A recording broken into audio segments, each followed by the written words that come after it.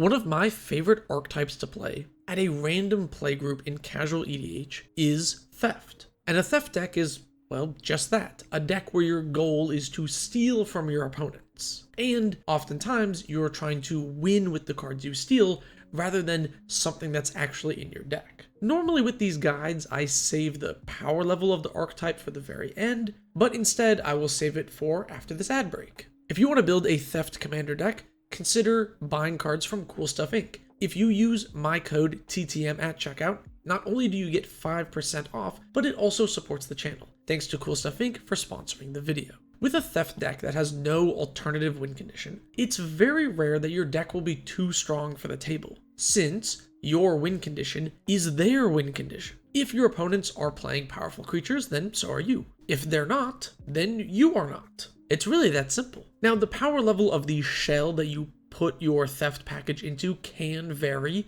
and of course that does affect the overall power of your deck, but because your win con can vary so much, it doesn't mean your deck is guaranteed to be very strong. Which is why I really like bringing Theft decks to random EDH pods, because it's rarely going to be a blowout. Now, when I'm talking about Theft, there are two main flavors that I'm thinking of. The permanent Theft, where you yoink things and use them turn after turn, or the Steal and Sack Theft deck. Theft effects are generally in Grixis colors, although there are some colorless options that you can use. The black and blue portion of Theft cards are often permanent effects. They don't go away after one turn, so blue has cards like Bribery and Subjugate the Hobbits, which isn't a very good card. I just think it has a funny name. You can just out loud say, I'm subjugating all your hobbits. It's hilarious. Black has many cards that exile things from your opponent's deck so that you can cast them, or cards that reanimate creatures from anyone's graveyard. Red Theft effects, much like the color's themes, are less permanent. Often called Threaten effects, named for the card Threaten. You steal something, give it haste, and return it at the end of turn. By the way, the haste is relevant here, since if the creature did not get haste, it wouldn't be able to attack after you steal it. These two styles of Theft effects make very different decks. Let's talk about Threaten effects first. There are a few different ways to use these. The most common is pairing them with a Sacrifice outlet. This lets you take a creature, attack for damage, and then sacrifice it main phase 2 to get value. In mono red, you have Fling effects, allowing you to get even more damage out of it. But when you pair with other colors like black or green, you can get lots of value from sacrificing creatures. Another way to use Threaten effects is with Politics. Let's say opponent A has a big creature and is scared of opponent B's late game potential. You can make a deal of some sort. Have opponent A attack B, and then use a Threaten effect to attack B again. For opponent A, this is like getting an extra combat spell. And then you can have them give you something in return, like attacking opponent B again afterwards instead of you. That could be great. Threaten effects also play very well if you use them in decks that want to buff up creatures. If you're already amplifying the power of your board, then when you steal something, it's just going to be even bigger. It also works in low color red decks that want a little bit of removal. A good example here is Drannith Magistrate. This card can be annoying if you need your commander. So a Threaten effect can take one-sided stacks pieces away for a turn, allowing you to cast your commander before giving back the Drannith. Additionally, you can use Politics with the Threaten effect to turn it into removal by taking an annoying creature and then having a different opponent block it. These types of Threaten effects work really well in sort of aggressive-y burn fling decks, and also in more mid-rangey control shells that want to be playing sacrifice outlets and sacrificing things for value. Permanent Theft effects are a bit simpler. Bribery is not a crazy card to understand, although you can make political deals with it where someone suggests a specific target in their deck for a specific situation. It's most likely you're going to target whoever you think has the biggest creature, probably someone playing green. And even though these Theft effects are usually in blue and black, which are common control colors, I actually think they lead to less slow and grindy games, since you can attack with your big thing every single turn as opposed to having to sacrifice it later on like a Threaten effect would want you to do. As a control player, sometimes you need to close out the games, so taking a big threat that someone spent resources into is kinda like countering it and then some.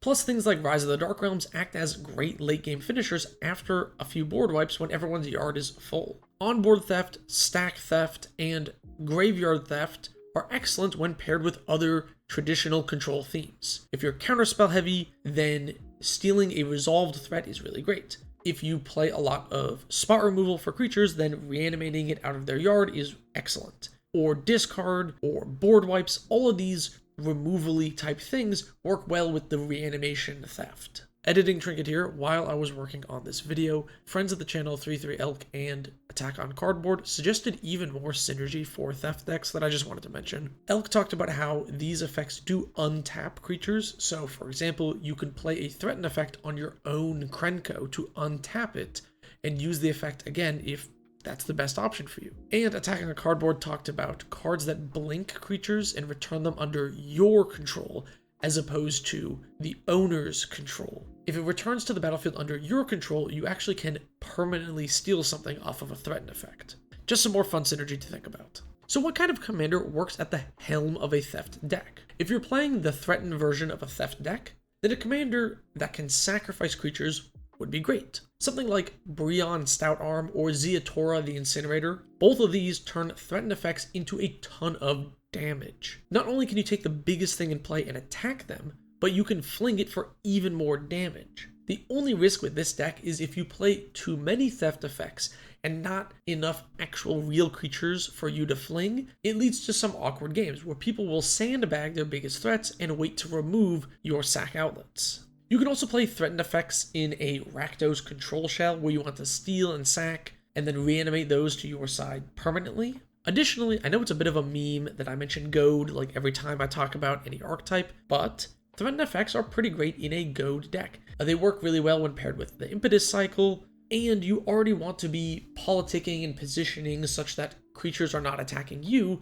and threatened effects are a way to have a creature attack not you. I think you can add a theft sub-theme to many fling, sacrifice, or goad lists without losing too much of your main theme. With the more permanent type of theft effects, two types of commanders come to mind. Commanders that let you steal things, and control-oriented commanders. The former is pretty simple. If your commander steals things, you can fill your deck with other control elements and use your commander as the win condition. Some of these cards in the late game can steal something turn after turn, letting you sort of take over the board by itself. And if you're able to play cards that let you survive into the late game, so that you can get to the point where you're stealing something every turn, it's pretty powerful. The latter is more about how control and theft work hand in hand. If you have a commander that works well when you cast instants and sorceries, or just wants the game to go long, where the graveyards are full, then using theft as your win con is really great in those, because oftentimes it's on instants and sorceries, and it works best when you want to steal something of value and then protect it. And oftentimes these decks are blue oriented, so if you're playing a control shell with many counterspells, when you steal that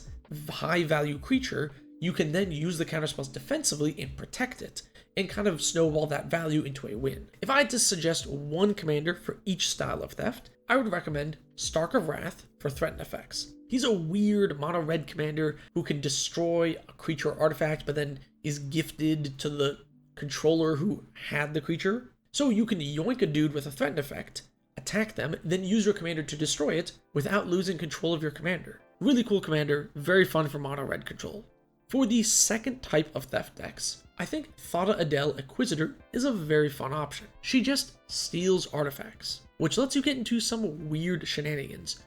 You can assemble combos from different players' decks, or if you fill your deck with general artifact synergies, being able to use those on one-off artifacts that you steal from your opponents can lead to some wacky, interesting, unique game states. Plus, it's fun if you're able to steal all 4 soul rings and have a billion mana. Quick rules note. If you lose the game when you have stolen a creature, what happens? To simplify a bit, we can put the theft effects into 2 categories. Not threatened and permanent, but theft effects where creatures were always on your side of the battlefield, Aether Snatch and Bribery are examples, and theft effects where the creature is on your opponent's field at some point, Subjugate the Hobbits, threatened effects. For the first type of card, if you lose, the creature is exiled. For the second, it gets returned to the opponent. There might be some odd corner cases or weird cards where this gets a little messy, but in general, this is the case. Okay, let's talk budget. How expensive is it to make a theft deck?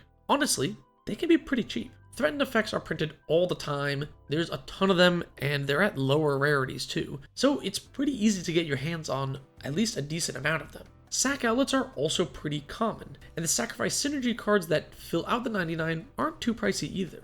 Building a sort of threatened effect, aristocracy type deck can be done on a budget very easily. The permanent theft decks tend to be a little bit more expensive since reanimation effects are strong in their own right and are more widely used. But a lot of these blue theft effects are mostly useless in other formats and aren't great in other EDH archetypes due to being kind of slow and really only able to do one thing, unlike the reanimation spells where you can reanimate your own stuff for value. So for your casual blue theft deck, a lot of these are going to be dirt cheap as well. And like I talked about in my control deck video, the control shell itself is often pretty cheap. So if you're building a control deck with a theft spin, I doubt you're going to break the bank. I love theft decks. I think that they rarely overpower the table, no matter how good you kind of make the rest of the pile. At the end of the day, sometimes you play against a mutate deck and you can't really steal much from them with a bribery because it's useless if it's not in a mutate pile already. You run into like weird awkward games where synergy piles have individual creatures that aren't very useful. And sometimes your deck can flub, but sometimes you can steal multiple things from different decks and assemble a totally unique combo that wasn't possible from any individual deck. And you get this magical, crazy moment where you built a new win con out of other people's decks mid-game. It's crazy fun. There's a lot of variance in having theft as your dedicated win condition. And if you want to build a control deck, I think there's a great theft spin you can put on it that is pretty fun. I would highly recommend if you're interested in a sacrifice type deck or a new control deck, or you just want to steal something, you should give theft a try. And let me know your favorite theft commanders in the comments below. Also, if you want to help choose the next archetype that I talk about, I ask patrons. I sometimes make polls or just flat out ask them. This month's video was suggested from a patron. You can check out my Patreon, link in the description if you want to get in on that or be in the credits like my tier 3 patrons here or many of the other perks that I have. Thanks for watching.